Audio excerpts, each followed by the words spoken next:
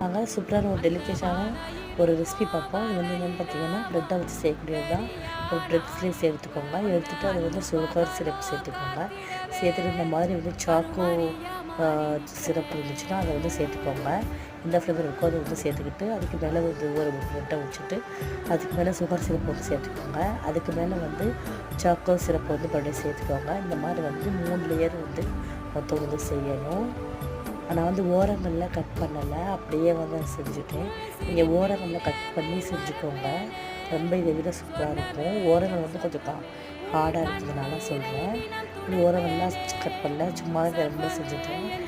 ரொம்ப டேஸ்ட்டாக இருக்கும். இந்த மாதிரி 3 லேயர் வந்து செஞ்சுட்டு மேலே வந்து இந்த மாதிரி செஞ்சு தடவிக்கோங்க.